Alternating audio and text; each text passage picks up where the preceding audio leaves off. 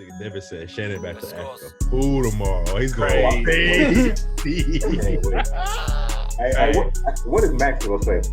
Kawhi Leonard. He has nothing to say. Yo, all right. Hey, welcome back to the League of NBA Pod. We're coming to you. What's today's date? It doesn't matter. Clippers Nuggets. Nuggets advance. Game 7. Down 3-1. 2 series in a row. They pulled it off again. Yo, this is crazy. This may be the greatest Cinderella run I've ever seen of an NBA team. Like, this is insane. We can go around and get some initial reactions. I'll call your name, little intro, whatever.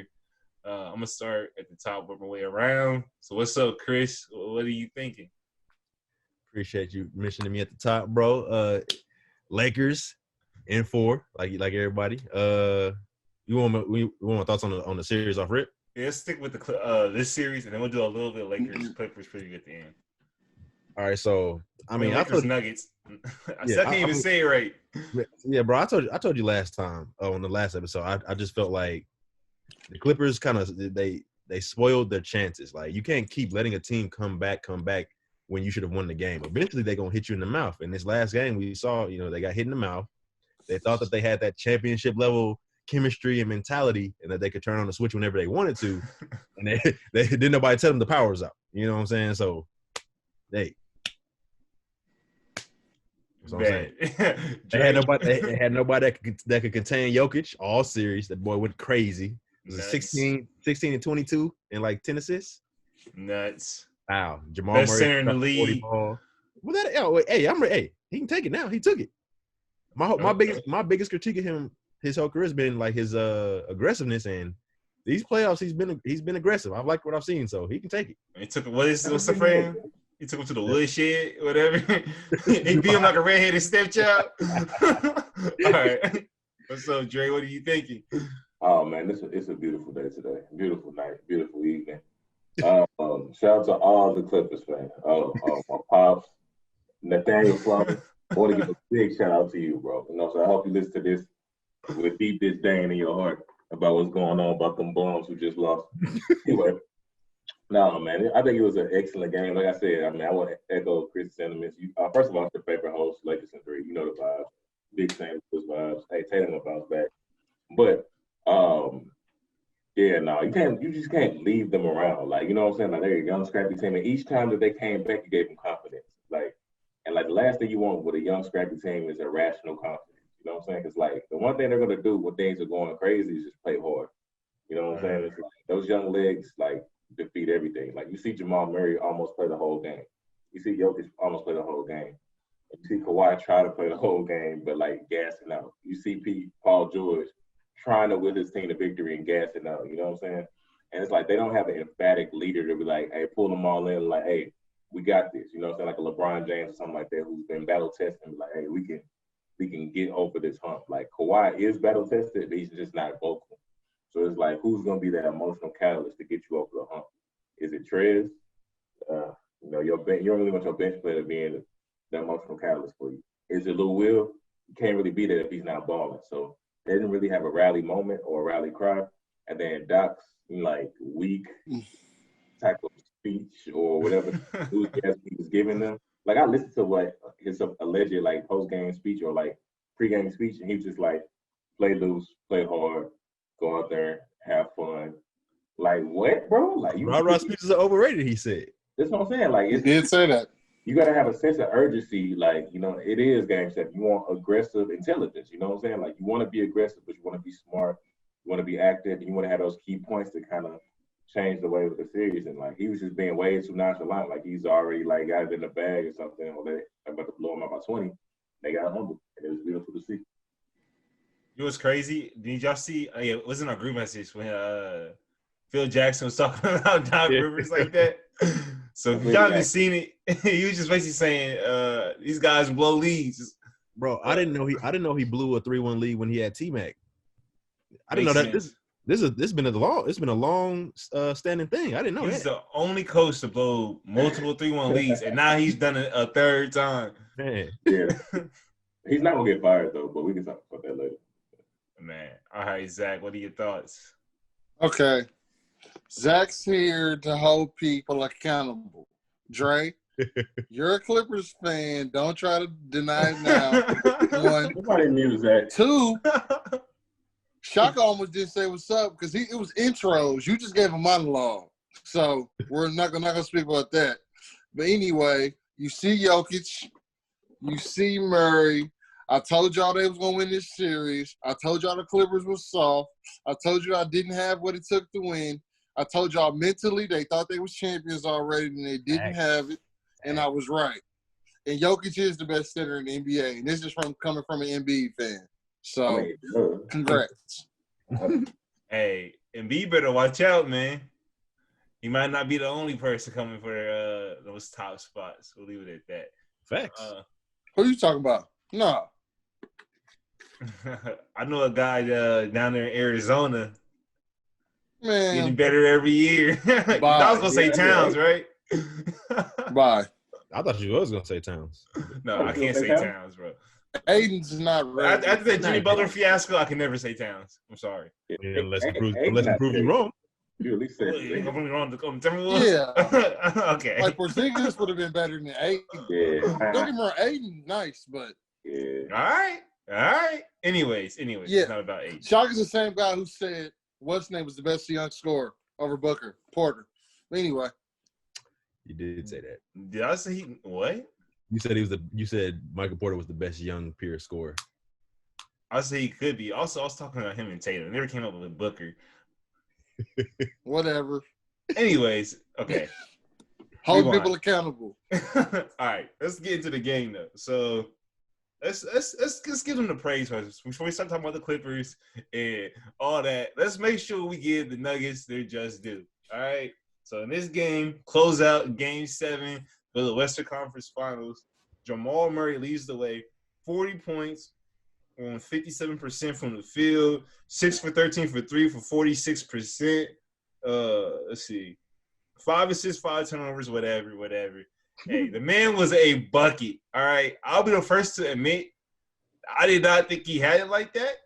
But at the same time, hindsight is 2020. The man was very young, and he was due for a breakout season.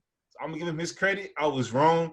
This man is here. He's at the point now, bro. I'm questioning if I'd rather take him over Kyrie Irving. I knew you was gonna say that. Oh, why do you I knew that's where have it was Kyrie? Like what? Oh, You know, I had to do it, bro. I have to do it. Kyrie, you hate Kyrie, bro. He hates him. You I used to be swear the Kyle biggest Lowry is Kyrie. better than all of them, right? Though, right? Kyle Lowry is better than Jamal Murray, Kyrie, and John Wall combined. No, I'm serious. At this point, bro, is Jamal Murray becoming a top 3-point guard in this league? Top 3? No. Bro, he's Yeah. averaging he's going nuts right now, bro. Where do you put him at right now, Dre? In the rankings? Probably like top 7. Nah, Top 7 point guards? Can't have that 7. Yeah. I got. All right, look. So He's you got probably like. Six? 6. I gotta look at the list right now. I got off without even thinking about it. I got Steph, Dame, CP3, Lowry, and then they get real iffy unless I'm forgetting somebody. Bro, he's above Lowry. I'm sorry.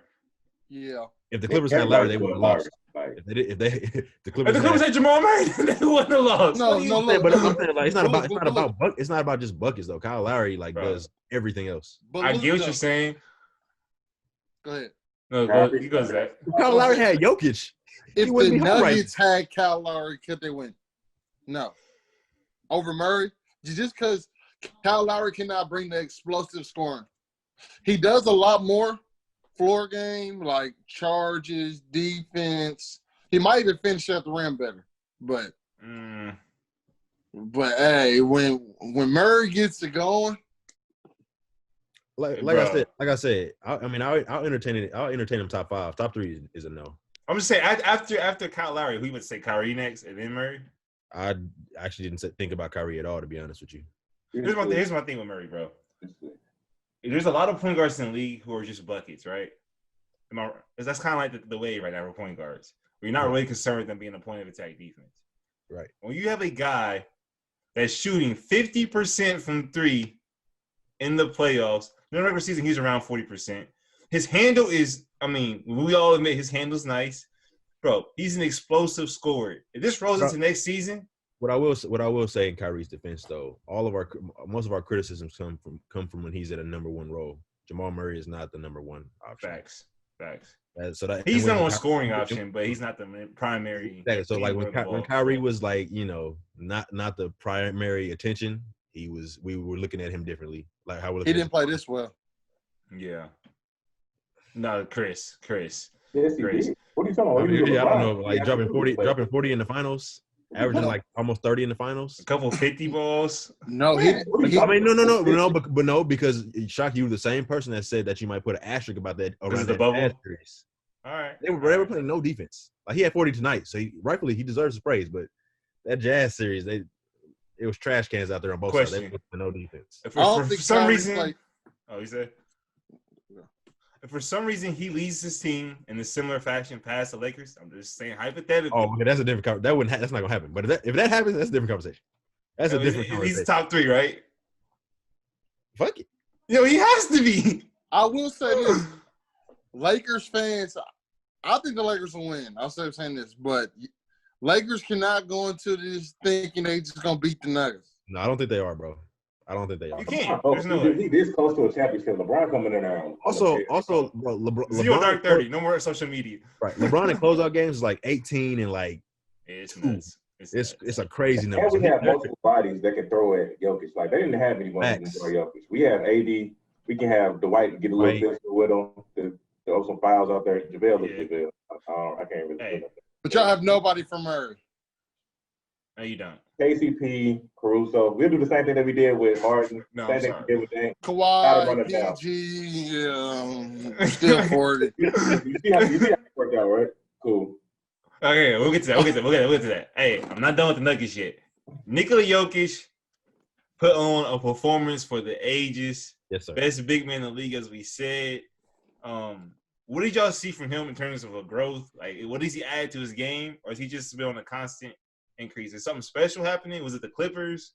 Dre, what's going on? He got his body right. It's real simple. Like he lost the weight. He's able to kind of be out there on the floor longer. He was always a cerebral player. That allowed him to be a all-star. But he became a superstar once he started really focusing in on his diet and his health. So he could start to catch up from where his mind is. You could even see that he's made vast improvements on defense. Like watching him schematically in defense, he is extremely slew-footed. However, he plays the angles extremely well. He understands the coverages. He knows when to drop, and he makes very timely blocks. And he boxes out very well as well to get those offensive rebounds. So even watching that aspect of his game grow, and offensively, we see what he is. He's a savant with the ball. You know what I'm saying? He sees everything before it even happens, and he happens to be 7 foot, which allows him to see over most of his defenders, especially with the Clippers. Now, you get a longer defender on it, it makes it a little bit more challenging, but you have like the Montrezes of the world and JaMychal Greens and the Marcus Morris Jr.'s where you can just be over them and literally pick them apart. It makes it that much easier. So I feel like he really focused on his body. And then I think defense was more of a strong suit as well. Not necessarily playing great one-on-one defense, but schematically really buying into the system and making those nice coverage reads, knowing when to drop, when to position himself, and when to come over and help. So that's what I was looking at when I was watching this game. I'm like, okay, he's becoming a very well-rounded player. Yeah, I think the thing with Jokic too is like his IQ on the defensive end is overlooked by just a casual observer. Like he doesn't have the tools to be like a crazy plus defender, but very rarely do you be like he was in a bad position or he just got abused. Like he might not have the athleticism to stay with the top guys, but average defenders or guys who are just trying to rely on just athleticism, he usually has a game plan for him. And never underestimate a guy with quick hands. I think Iguodala showed us that. Like, that's a great neutralizer. I've been seeing that a lot of strips in this bubble. I don't know what's going on with that. Maybe it's because people haven't playing ball. I feel like that's been up. But Zach, what's going on with Jokic, bro?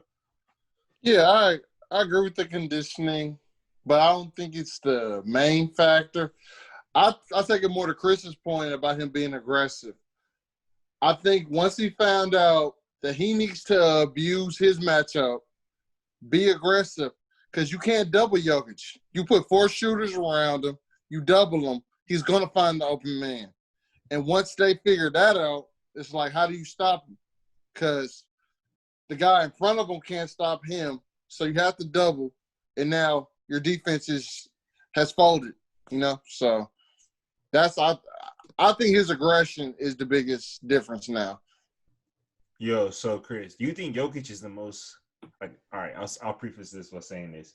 I don't know who the best passer in the league is. He's the best passing big man I've ever seen. I'm talking about just any position. Is he the most creative passer in terms of like every time you watch, you see a pass, it's like wow. I think he's in the conversation just because I don't know. We talked about this. I feel like we talked about this like last year, and I think he's made a little bit more refinements to his game. I think that he's not breaking. He doesn't really have the ability to break the defense down and create them passing lanes. So he's just putting them on a dime with people. I think we need to look at that when you talk about the creativity in his passing. So I feel like it's something to look at. I don't know if I would necessarily put him there just off rip, but I mean that's interesting. I think he's in the conversation. I see so many no looks from him and just like weird angles and just like swing passes and just like bro. I saw a pass like 2 games ago. We were watching that together. Basketball when you go baseline. And you pass to the baseline, it's called a habit pass. He swung the pass like he was throwing it there. In the last second, dude came to help and swung it to the dude on the wing. Like, I don't see guards making that pass. I think it helps too that he's a big man, so you can see over the top, and he has really like long arms. So he's really just putting the ball in weird spots. So it's pretty crazy, bro. It's LeBron-esque, honestly. Just the way he knows where people are supposed to be. And I think where he does extremely well is like noticing the cuts and the angles. And I think the Nuggets do very well cutting off of him as well, just knowing where to be and knowing that Jokic is going to give him the ball. It's the same thing with LeBron. Like, if you get open, LeBron's going to find you. And the same thing with Jokic. The only passes I would say were better than Jokic would be probably LeBron, CP. On the lowest of keys, Pete Rondo. Rondo is crazy with the rock. And he's so cerebral. Like Pete Rondo, like making those passes, like just watch those highlights if you ever get a chance. But he knew every angle where everyone was supposed to be. That chemistry they had with the Celtics was crazy. So he was really putting them on a dime, and that's when he was having those 20 assist games and 17 assist games. So, but he's definitely in the echelon. Like he's amazing. Well, and the biggest thing with the Nuggets is like you bring up the cutting. When you guard them, like when they're cutting, you have to guard them with active hands. Because, like, I feel like against the Clippers, it was cuts, and it was like Paul George is right there, but, like, most guys don't throw that pass. So, like, your hands down, he just throws it real quick. It's like if your hands are up and active, you block it, but the whole team cuts with the purpose. More so than any team in the league that I've seen. Yeah, that last cut with Jamal Murray was crazy when he threw it behind his back, like on a dime, too. You know what I'm saying? Pat Bev had to whack, Jamal Murray to even get that. And then flop. I was like, bro, the game's over. Don't act hurt now. Get up. The thing I was thinking, like, what if he really hurt Jamal Murray? Because, like, that was awkward how the way he landed. So I'm like, bro, just let it go. So dirty. Game's over, bro. Like, let it go. Yeah. Hey, I want to talk about the others real quick. Jeremy Grant, huh? What you were saying? Dre called last time I was on the pod 2 weeks ago. He called Jeremy Grant trash. He did clap. He needs to apologize. I never called Jeremy Grant trash. I've always been an advocate of Jeremy Grant being on the Lakers, so I've never called Jeremy Grant trash. Okay, no. But you said he brings in nothing on offense. He's a net negative on he's so bad on offense that his decent defense makes him a net negative. You said that. I didn't, but I would love to see that clip. I know I didn't. Oh, no, sure. Hey, I got clips. Bring the receipts. I'm all for it. I know I didn't say that. Hey, I could be Paul George. I got clips. No, I'm all for it. But now I've always been a Jeremy Grant fan. So okay, all right. Speaking of Jeremy Grant, at this point, man, he's hitting a lot of his threes. He's playing solid defense. I mean, I think in the bubble, other than Paul George and Kawhi, he may be the best defender for LeBron James in the West. Because obviously you got like an OG or somebody. Keep in mind, nobody can guard LeBron fully. I mean, it's LeBron. He's not a bad option. If you were going to take Paul George or Kawhi, who in the West during conference playoffs were you going to take to guard LeBron? He has to be number 3. We seen what he did to Marcus. It was bad. Like no one could really go LeBron. It's not a bad option. Like I like Jeremy Grant. He's just long and athletic, so that's always a nice plus. But he's just too small. He don't have enough bulk on him. Like he gonna get moved out the way. Like I seen how Kawhi was moving him. Imagine LeBron. Kawhi wasn't moving like that though. I've seen Kawhi move Jimmy, and it was way worse. Bro, but I'm saying when Kawhi really wanted to go to the rack, like he was moving Jeremy Grant. Like, okay, I do remember what I said. Zach, about Jeremy Grant not being able to hit a shot. Didn't say I wasn't a fan of him, but he was like off for the first game. Like, I think like he had like 3 in a row. Yeah, no. He shot he had one game he shot over 5 from 3, and they were all wide open threes. He did. So I do remember that. My bad. But go ahead, sir. Hey, so Chris, when I look at the Nuggets, even with Monte Morris, I mean, let's take Michael Porter Jr. out of this discussion, but I think they have defenders between Torrey Craig, Gary Harris, who was a real slept-on guy this series. Not a lot of scoring, but did everything else right. Between him, Paul Millsap, smart. Jeremy Grant's going to be playing hard on defense. Even Jamal Murray's going to run around. You know what I mean? When you look at this team, where do you rank their defense? Or how do you compare their defense with other playoff teams or with the Lakers? Like, just give me a sum up of the Denver Nuggets defense. What do you think? Me? Yeah. Like, as far as I'm thinking, as far as what? Like, comparison to other teams? Or even the Lakers, right? The Lakers are an elite defense. Do you think that they're in the ballpark right now? Or, like, how do you think their defense is looking? You know, it's – to be honest, bro, it's really hard for me to answer that question. One, because I just think the Clippers really just – like, yeah, they were playing decent defense, but when I watched the game, like, I felt like the Clippers – should have been able to score. Like, there's no way that the Denver's defense is good enough to hold this team to 89 points. Were there open shots, though? Huh? I didn't see a lot of, like, wide open shots. Oh, I saw them miss a lot of open shots. I saw JaMychal Green missing open shots, but I have to believe that's part of – Paul George missing open shots. Paul George missed a lot. The last open shot that Paul George missed, it hit the side of the backboard.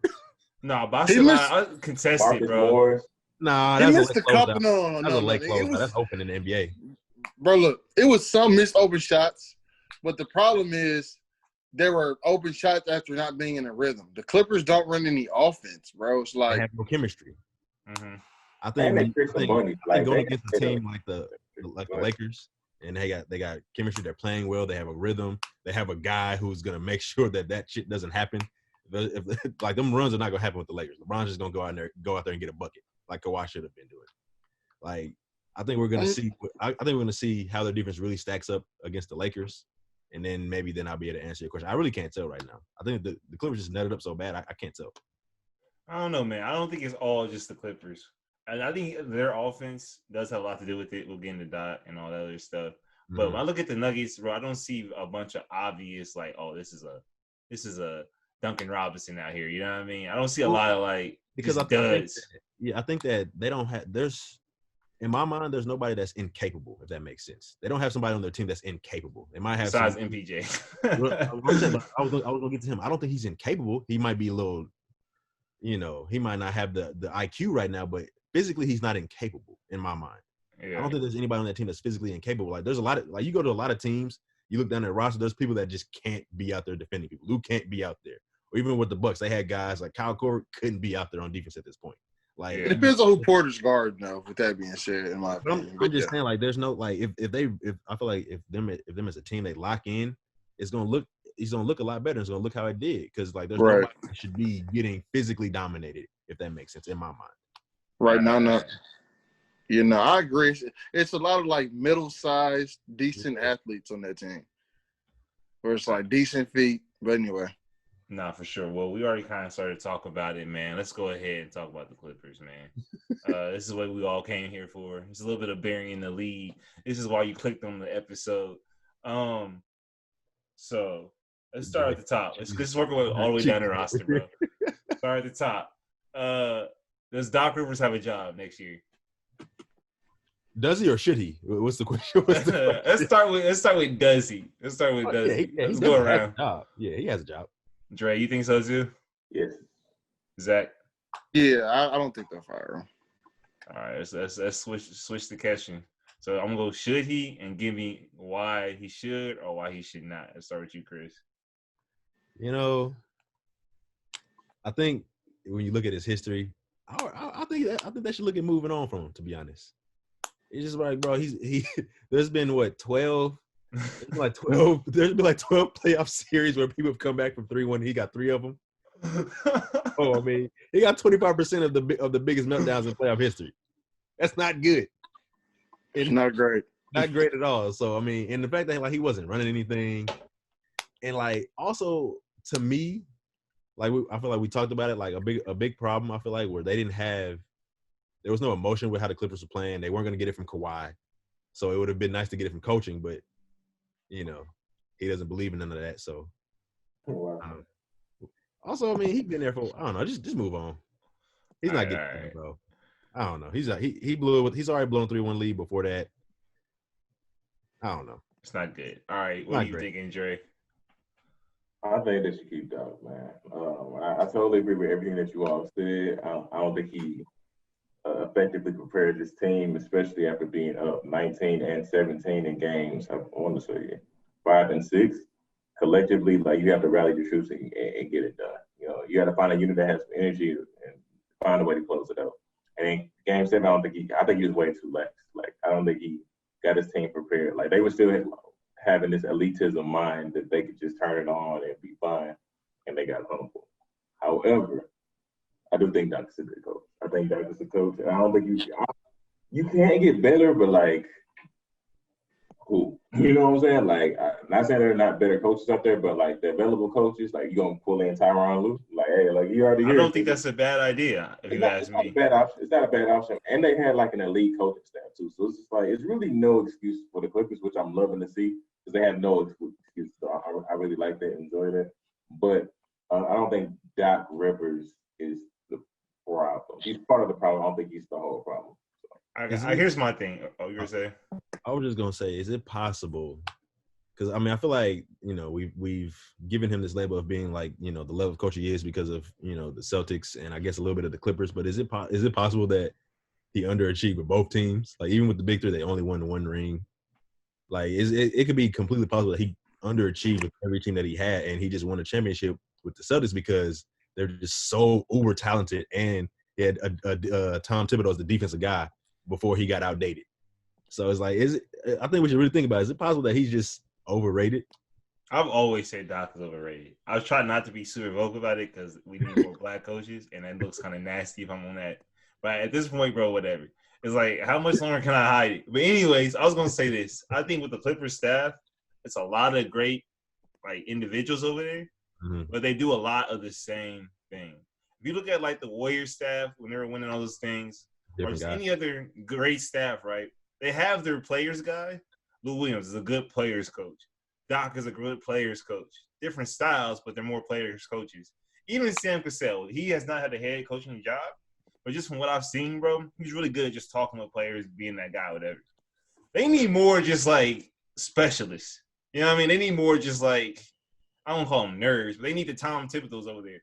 Mike Brown is a specialist. You know what I mean? They need guys like that. And so when I look at their team, bro, or their coaching staff, it's like when things are going bad, who's the guy that switch up the system? Like, it's no, I don't know. Also, Ty Lue, I think, is a guy that has a different approach than Doc. He's the guy that's going to cuss out players, get into it with them, all that stuff. I think they need that, bro. Because Doc's a little bit too nice. They have some guys, bro, like Paul George. Like you need to talk crazy to him sometimes. Sorry, Lou Williams, bro. If you miss one more defensive assignment, I'm pulling you. I'm not putting you back in the games because your name is Lou Williams. Trez, you get busted on defense one more time, I don't care if you're the 6th man of the year. I'm not playing you. You know what I mean? Ty Lue has balls when it comes to that. Like, it's been many stories of him getting into it and, like, being with the stuff. I mean, if you can get into it, LeBron, you get into it anybody. So, yeah. Right, Tyronn Lue's not available. That's Sixers. What do you think about Doc, Zach? Should he get fired? Yeah, I mean, you kind of just took my point. What I was gonna say, really, like their current staff, you got Armand Hill, former NBA player. You got Sam Cassell, former NBA player. You got Tyronn Lue, former NBA player. Like, you have all these former players as coaches who aren't necessarily X and O geniuses. So it's like he definitely needs to have that guru on his staff that kind of just like maybe isn't as good with the players. So, but I think at this point he's been there, 8 years now, something like that. Since what? It's definitely time for a new face of the team. And I think there's decent options out there, like Mike D'Antoni. You got Budenholzer. No, I'm joking. No, but you got Mike D'Antoni. You got Kenny Atkinson, who's available. Kenny. It's some more assistants out there. Slipping the name, but there's probably some decent assistants out there you can go grab. You got the Jet from TNT. You can bring him in. No, but I love you, Kenny, but you cannot play around. Huh? You said another NBA. You just made a point about all these NBA players you're pulling a jet. You might as well say Chauncey Billups. No, I was joking. Yeah, man. Here's what I think, though. I think the thing about Doc, the reason I would argue to keep him, even though I do think he should be fired. But if you want to keep Doc in to overhaul your staff, because Ty Lue's probably out of there, Sam Cassell might even get a look as a head coach. A guy like Kenny Atkinson would come play or would come coach under Doc Rivers because of the cachet he had. But you can bring in some of these gurus because you are Doc Rivers. The dude that just retired from Houston. David Yeager would not be bad. Sorry. Dave Yeager, another kind of like smart guy that's not a player, right? He would coach under Doc Rivers because it's Doc Rivers and it's the Clippers. And you're going to get I think you got to overpaid ask because Kawhi at the end of the day. Bro, no. I'm sorry. Maybe that was the problem. They've been asking Kawhi too much. He's been chilling too much. He made some good decisions. He brought in the right people. Yeah, that's what I'm saying. Like, Kawhi put together a hell of a team. Like, to be honest with you, bro. Like, he only nutted up the last game. Like, it was mainly Paul George not carrying his load and Lou Will and Montrezl being awful. Like, Kawhi low-key. Led the team in scoring the last game. Let's talk about Kawhi, bro. Let's talk about Kawhi. This is Kawhi's most important or most pressurized game of his career. Not most important, but the most pressure he's ever had as a player individually. Yeah. That's what Steven was saying. You're already on his way to LA. Go ahead, though. What do you take away from this? Does it impact your thoughts about Kawhi? Is it just a loss, regular loss, or do you take something away? Dre's smiling and stuff. What's going on, man? Hey, yes, this affects Kawhi, bro. You can't be in the best player, spectrum or argument. And I'm a Kawhi fan. I'm a huge Kawhi fan. But like you can't play like that, bro. Like, you know what I'm saying? If you're gonna be the best player, one, if you're not playing well, you have to find another way to impact the game.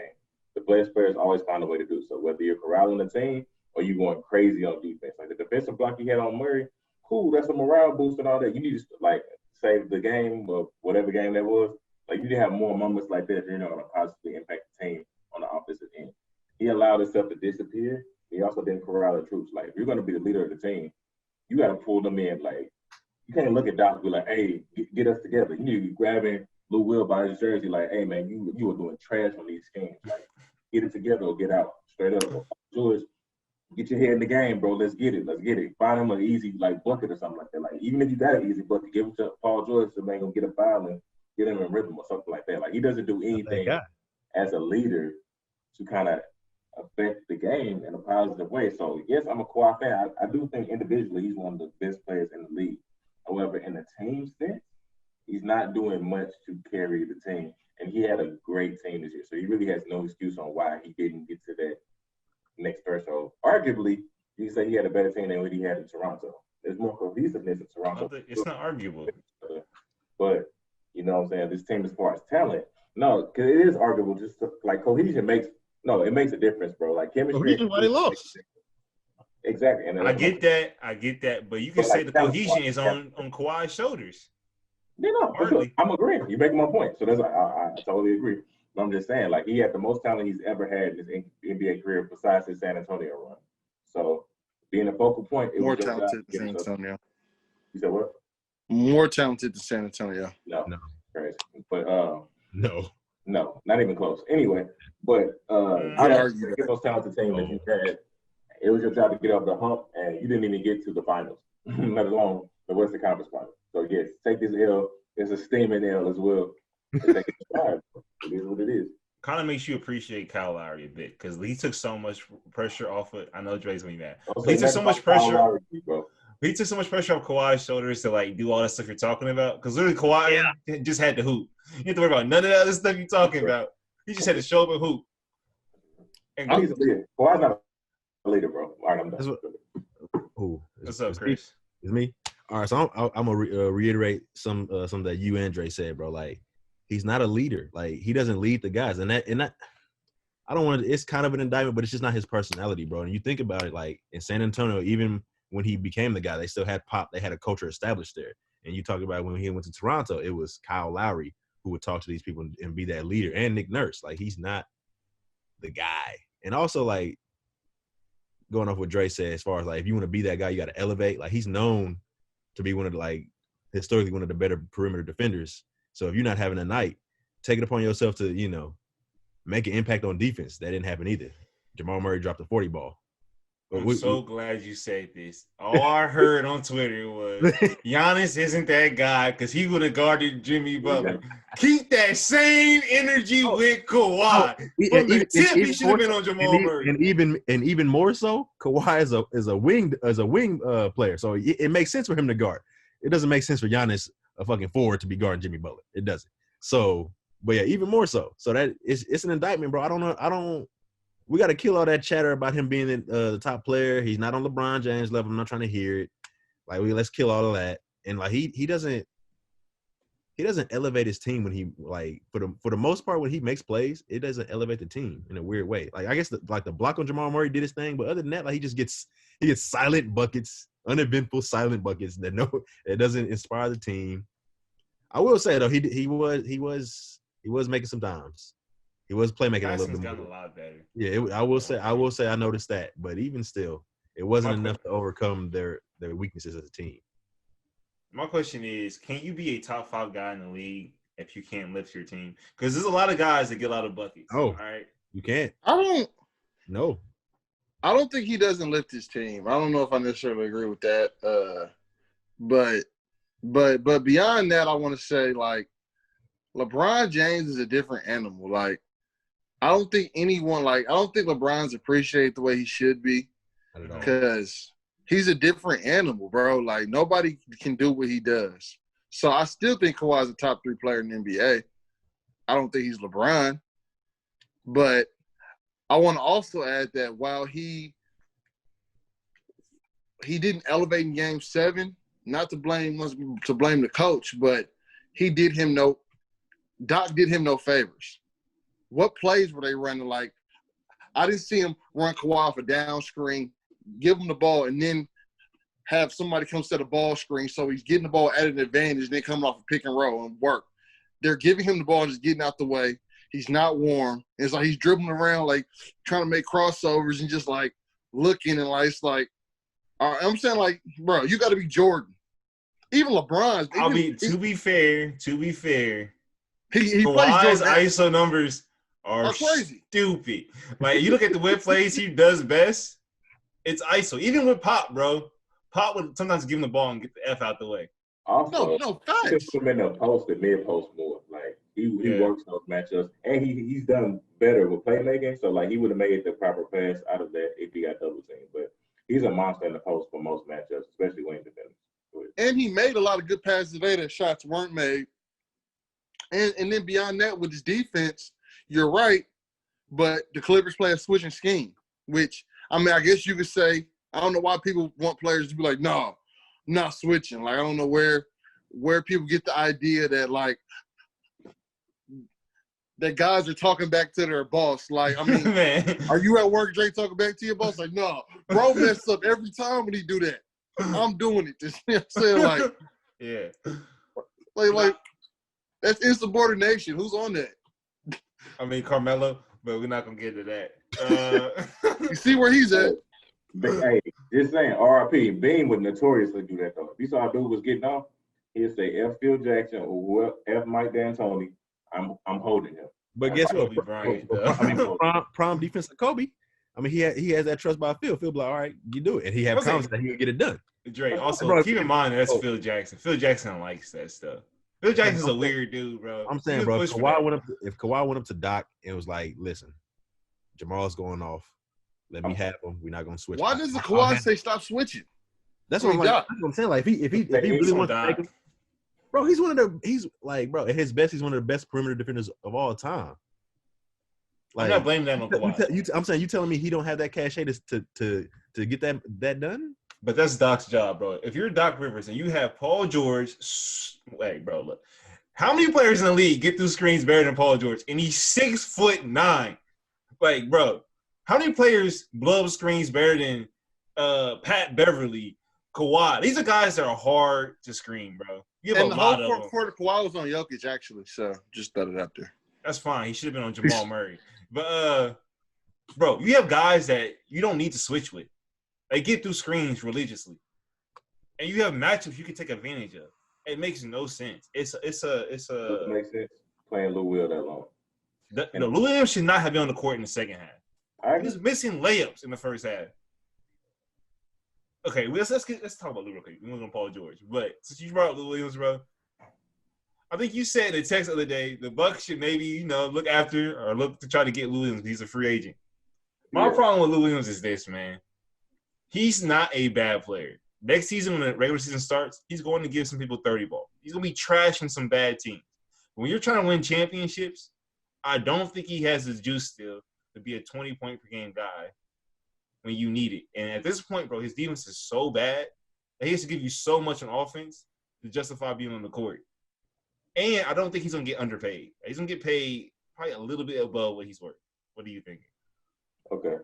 Ordinarily, I would agree with your assessment. It's very accurate. However, I think the law of averages and Lou Will just overall as a player, that's not really indicative. Like this Lou Will that we saw isn't really indicative of what he does. Now, given we haven't seen Lou Will much in the playoffs because he's been on a lot of trash teams. So I get your indictment. However, like Lou Will for the most times gets buckets. Like it's very few occasions. Like I don't know I've seen any run this long where Lou Will was this bad this long. Like, will back in gear fairly quick or fairly soon. So I get what you're saying, and like just by the past performance, I totally get what you're going for. I would say you need a Lou Will type of player who's a playmaker who can get a bucket. And I think Lou Will is that, and probably will still be that. But I can see your apprehension. I understand what you're saying based off this performance. Bro, my thing is real quick to rebuttal that is he's 33. I don't think it's a Lou Williams skill issue at all. When he's missing layups like that, you know what that tells me? He doesn't have the same lifts that he used to have. Keep in mind, Lou Williams, when he was younger, bro, he would punch some of that stuff. Not saying he should be punching that, but, like, he's obviously a lot less athletic. Okay. One thing. Is it at all possible that when he left the bubble, dude was wilding and, like, no, likely. Likely. I feel like that's a huge portion of it. Dude was smacking lemon pepper wings off the gas, you know what I'm saying, drinking hand dog, wasn't worried about no practices or nothing like that. He does that anyway. You know what I'm saying? He doesn't practice. No, I'm just saying, just much worse now that it's a quarantine and all that other stuff. And it's like in a tense, he does that, but like he's never been in a place this far along in his career as far as the playoffs. No, I feel like he might be more affected that he can't get to no gas. He can't go to the strip club. And that's what's throwing him off his game is that he can't do those bad things. So now he's mentally frustrated. Still be the case. All I'm saying is that this particular environment, I don't think it's conducive to him being the best version of Lou Will. You take that wherever you will, but that's all. I definitely agree that this bubble. I mean, I told Shaka this is a complete side note, but if the Nuggets were, say, to go win a championship, I think people would kind of count this year as like null and void. Like yeah. Yeah, it definitely would. Hey. Like low key, it was cool, but it was a bubble, some weird stuff went down. The Nuggets got a ring. I don't know. Nuggets versus Heat, that would be so crazy. Adam Silver be hot. Yeah, but people are gonna watch football. Yeah, who wants to talk about playoff V? Who wants to tackle that first? I don't feel like it's nothing to say personally. Like, you see it. I think his game played with it. I mean, they did all the talking they needed to, man. You know what I'm saying? Like, first of all, you can't self-name yourself any nickname. That's against the rules of any person ever. Like, your nicknames come from other people, period. You can't call yourself playoff V. That's just in general. But especially when you're awful in the playoffs. Like, historically bad every time in the playoffs. Like, you can be playoff V, but it has to be a horrible, like, connotation with it. Like, it could be notorious, like, known for something bad. There's nothing positive about you being playoff V. Like, you get considerably worse in the playoffs each year. So, Paul George was awful. And it was another case where, like, he was so bad on offense that he couldn't do anything to positively affect defense. And I'm not gonna talk about it too much because, like, I don't think his mental state is as solid as it needs to be. I think in general, I think pressure really gets to him, and it can make him anxious or overly zealous or looking at comments too much. So, like, I ain't gonna talk about that, even in a negative way. Like that's just how you are. I get it. I couldn't understand that magnitude of having that many people mad at me all at once and be feeling all of that. That would make me go crazy too. But at the same time, it's just like I don't think you can really block that out. And that's a superstar gene that most superstars have. You know what I'm saying? So it's just like I don't think he has the fortitude to kind of push through some of those things. I do. He gets paid a pretty penny to ignore the haters. That's all I'm gonna say. I agree with you to a certain extent, but I do know there are players that literally will delete social media off their phone. They literally just don't turn the TV on. I know those are extreme things. You shouldn't expect someone to have to do that. But if you're like Zach said, you're getting paid all this money to do this, I just want to know that he's taking every measure to avoid that. That's the issue. He was definitely on social media this whole time. So you know he's seeing all that. I mean, he's tweeting still and Bro. stuff. Can I rebuttal that really quick? Yeah. Like some people just not like that. Like KD's a weirdo, fam. Like he has a whole burner account and he's not getting rid of it. Like he still gives you 40 points. He still gives you the buckets. I get that. I'm just saying. I'm just talking about personality wise. Some people are just like they just are who they are. KD's gonna be a weirdo. Put the phone down.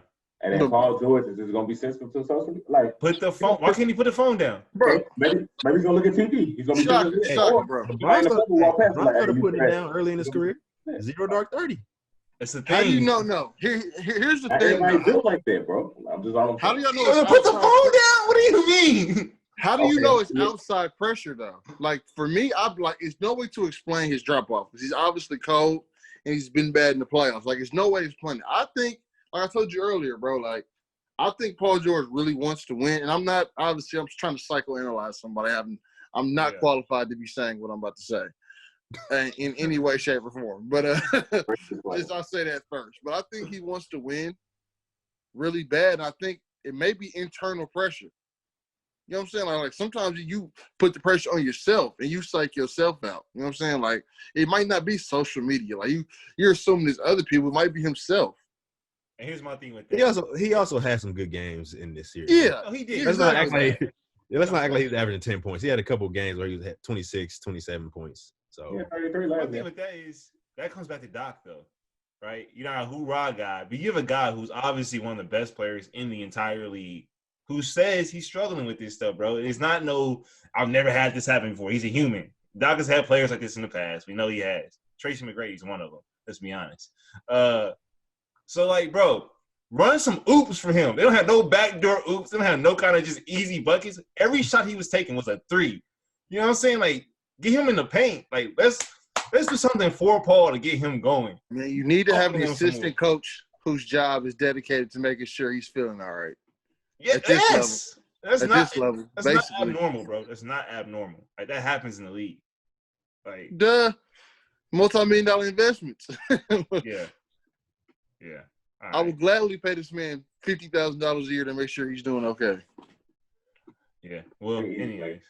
Well, I'm disrespecting like that. Hey, what? Just to make sure his mental right. Come on, man. They getting bad.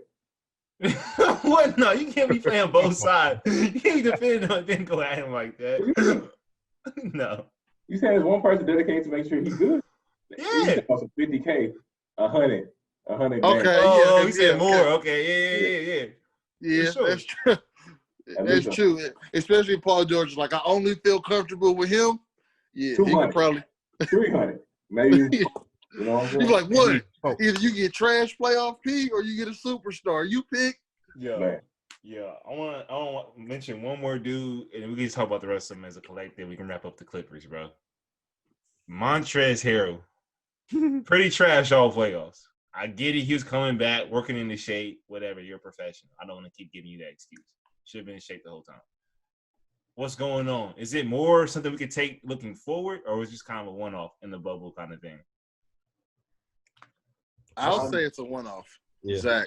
Same. And I don't even like Montrezl Harrell, but I think the Clippers had a multitude of things go wrong at once, and it was like an avalanche.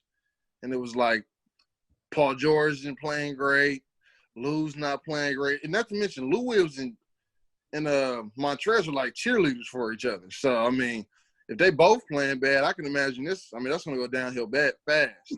So. I just think, I don't think it's something where you worried about Trez just can't play in the playoffs. I don't think he's great, but I mean, I think it's just a one-off. But I mean, they were both hooping last year in the playoffs. Yeah, facts. So To that point, though, I do think matchups play a big part of it. He was hooping against like the Warriors and stuff. He did not have to guard someone in the post, right? And so I do think I agree with you that like he's gonna be better. Like I don't think he's a bad player. he still won't have to guard in the post. Most teams, to be honest.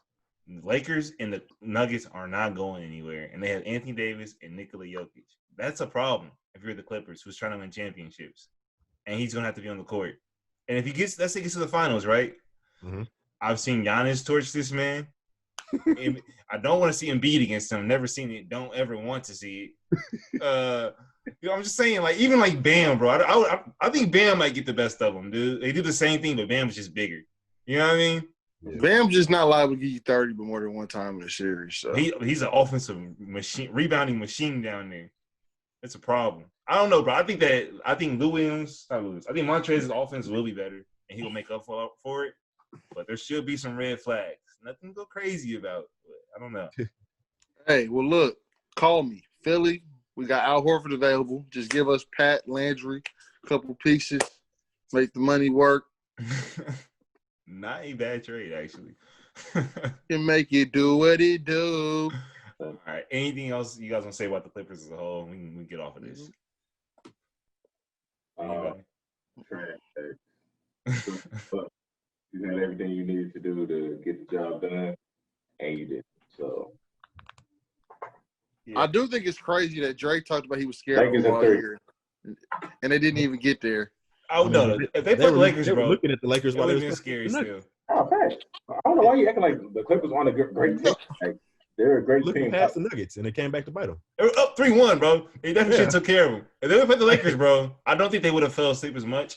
Now, saying they would have won the series now, it'd be hard to say. But I don't think they would just lay down to the Lakers. It would have been tough. Yeah, no. They were I'm not looking at the saying Lakers that. I'm just all year. Man, facts. No, I'm not saying that later. I'm just saying it's funny that like that would like not even just Drake. Any Laker fan, obviously the Clippers were who you were scared of, and now like I'll say this. Anti- Too, though. They got It's all like- them bodies. They got all them bodies to guard Bron. They didn't know they was gonna have to guard Jokic. It's probably easier actually for them to guard the Lakers, though. Now, they're more built to guard LeBron Exactly. they built their team for the Lakers, and they end up like Facts. that. because the Nuggets' offense is like night and day compared to the Lakers. It's like an That shit actual happens- like That moving happens in offense. sports all the time, though, bro. Like in sports, like teams will like build their team to be like a rival, and then they'll hit somebody before that, and they won't get there. It The happens all the Bucks were not built to play the Heat. That was the worst case scenario. I think they would have beat the Celtics or somebody. The Heat is just like, yo, too many. Yeah, it's too much. And the Thunder. The Thunder got Perkins to beat the Lakers, and they Right. did. If they didn't realize they had to play Miami too. Yeah, Trash. So yeah. definitely happens a lot. All and right, the Sixers quote unquote got a team to beat Giannis, man. and just got super huge, and then just like whatever. Anyway, Who This lose is to? true. huh? Who Who they lose to? Oh, They didn't lose. They in the conference finals. Well, we got the Heat. Game 2, Thursday. Cool. Anyway, come on, keep going. All right.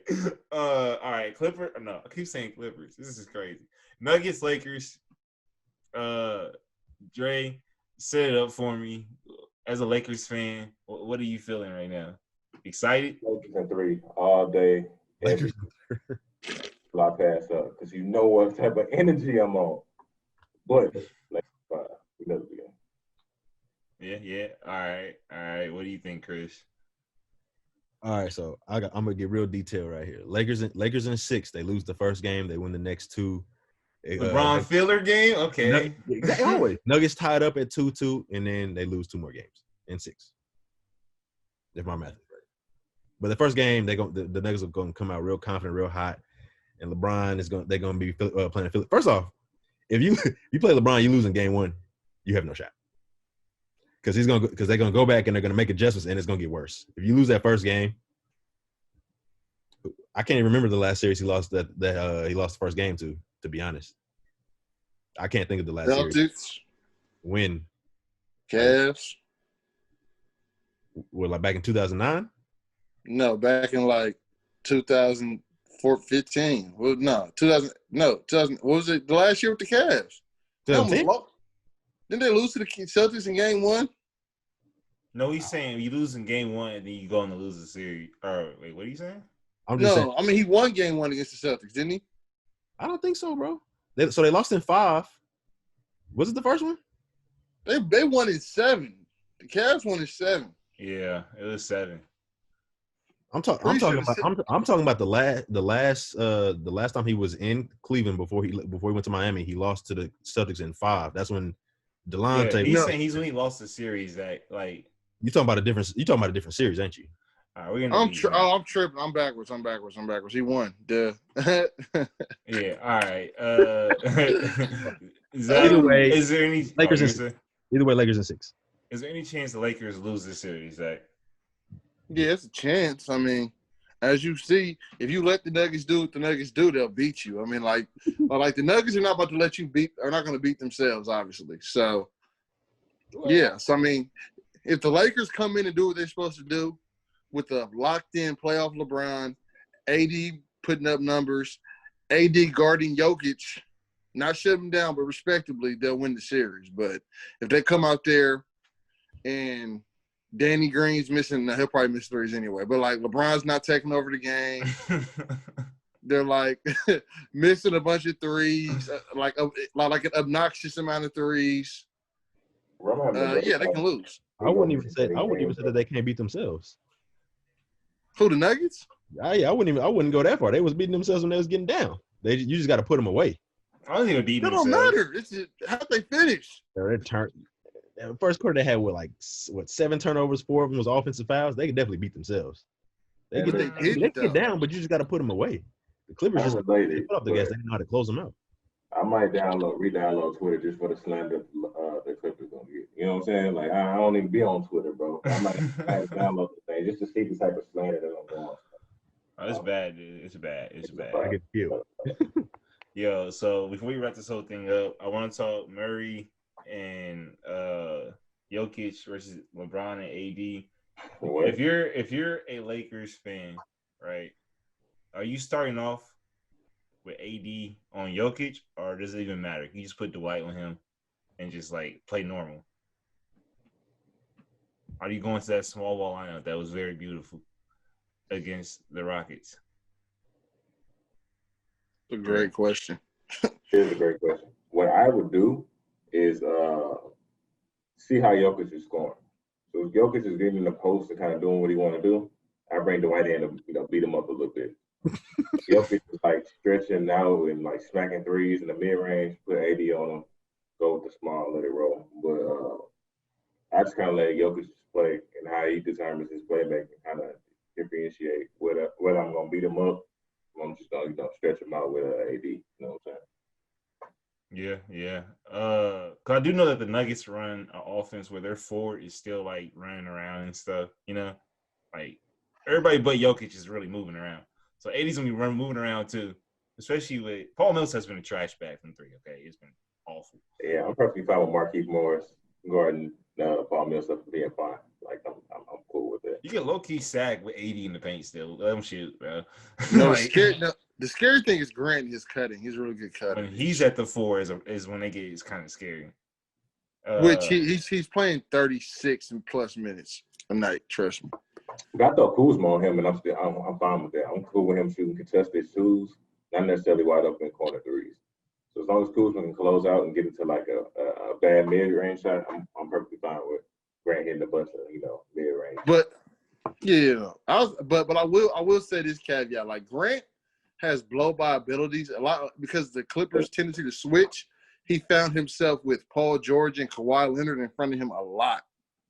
So I do think you'll see a lot more like I think we might get a 20-point Jeremy Grant game. That's my one guaranteed prediction. I'm cool with that. If Jeremy Grant beats us, I'm fine with that. Oh yeah, he's not gonna beat you. Yeah, no. No, he dropped 20, and then Jokic gets 16, and Jamal got like 30. That's a recipe for Lakers loss. So. Yeah, but if I were the Lakers personally, I would.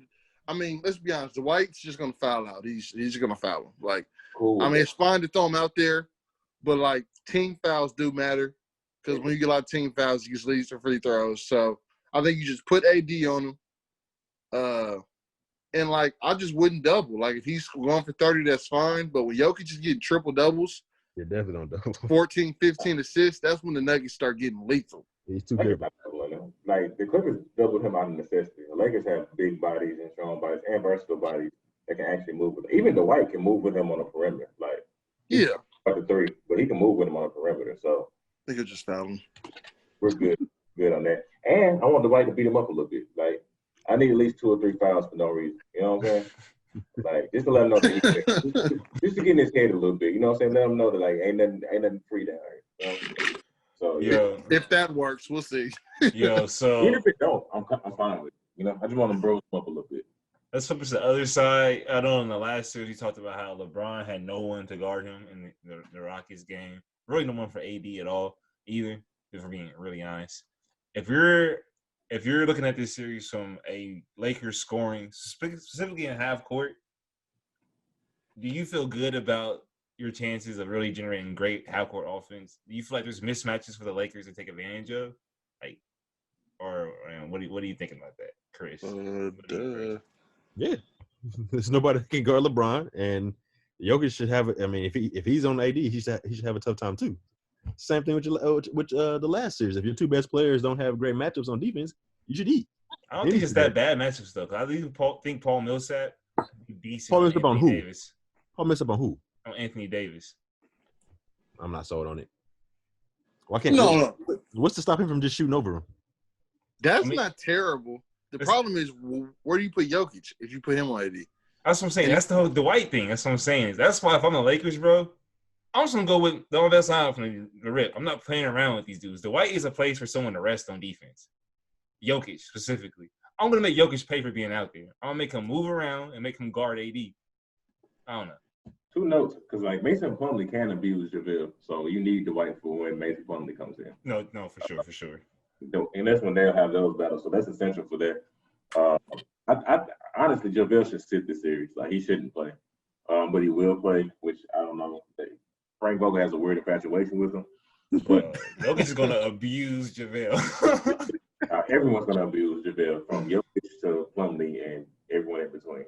And the pick and roll. Bobo too might he get up there. All right, chill. But the second thing though is that if I'm the Nuggets, like you really just you blitz LeBron, you make AD shoot like threes. Like you leave AD open on the 3, and you leave him open for like the mid-range long 2s, and you just make KCP beat you. You make KCP, Caruso, like they're gonna have wide open shots, and if they hit them, series is over. But I would make KCP, Caruso, Rondo, Kuzma. I would make them beat me, and I would just blitz LeBron, and I would leave AD open at 3. Because AD hits like 4 or 6 threes, I ain't have a chance anyway. But I don't want him in the paint getting fouls and things like that. And then getting Jokic in foul trouble as well. So on the Nuggets, I live and die by KC3. Is that a recipe for success to just let LeBron create like that? No, but but 19 assists, LeBron.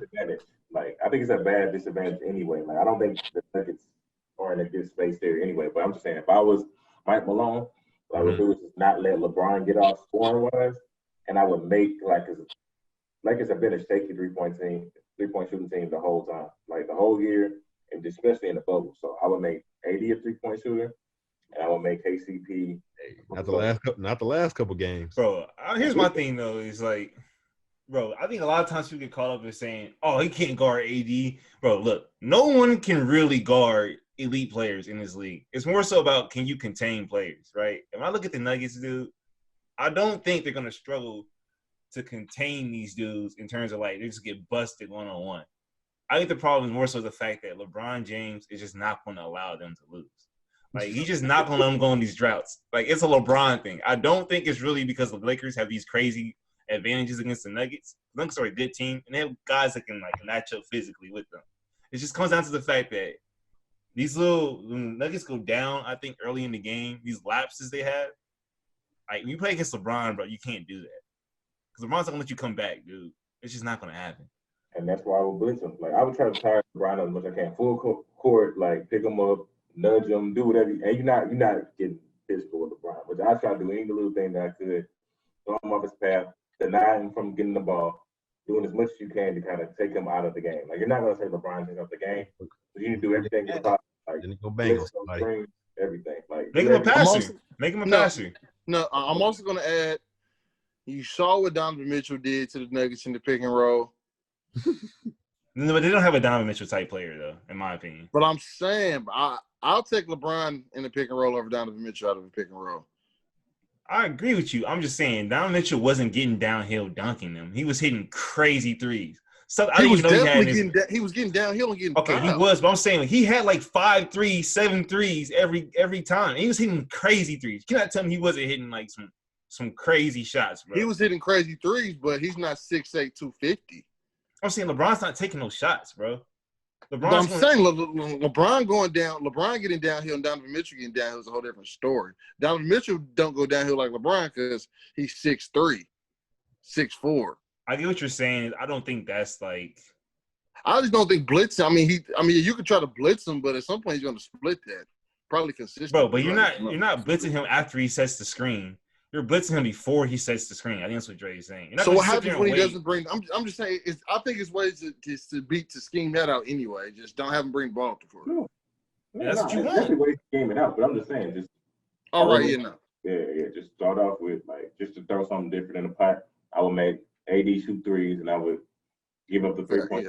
I'll make Danny Green hit like 5 or 6 threes. Danny Green hits 5 or 6 threes. That's I think it's gonna be the series though that they're gonna miss Will Barton though, because like there's gonna be times, bro, because the Lakers have a good defense. They're gonna need somebody just to start hitting some shots, dude. And That's this is what where Gary nobody's Harris talking might about. get exposed. So we'll see. The Nuggets just beat the Clippers without a starter, without one of their key starters that had the highest PER for them and the highest net rating for them all season over Jokic and Murray. That's actually kind of wild. But anyway, Birthday star with Michael Porter Jr. So Yeah. kind of balance them out. A 6'10" person who could just hit shots off the rip and can rebound and not really defend, but can rebound, hit shots. It helps them out a lot. That's true. So wrapping this up, I will say Jamal Murray, bro. If you guys want to win, Jokic has been playing good, but this series right here, you're gonna have to strap on your big boy cap. You're gonna have to go absolutely stupid for you guys to have a chance several times. I'm talking a lot of 40 balls. So we'll see. Can't get that. yeah. We'll see. All right, man. It's been a League NBA pod. Check back in next time. We got the Cardi B Offset scoop for you. Every time. What's wrong with this guy? Still want to be multiplying so bad. Yo, shout out to Donald Trump. He was on TV going crazy today. He was definitely blacking out. It was nuts. Never seen anything like it. He talks himself every time. League NBA He's a pod. terrible president, but he makes for great content. Say that. No, but we have a political pod, bro. We be doing numbers right now. But we back next time, next Sunday. You know what it is. And yeah, we out of there. Hey, follow us at the League NBA Pod, Instagram, Twitter, the Real. No, not the Real. Well, check out the Real Film Podcast too while you at it. But no, check us out at Rise Network on YouTube. We're doing a lot more YouTube content. Posting almost daily with stuff, IGTV, Facebook, all that. Check us out, man. A lot of content, and yeah, we'll see you guys soon. BlackPeopleMeet.com. Hey. All right. Deuces, y'all.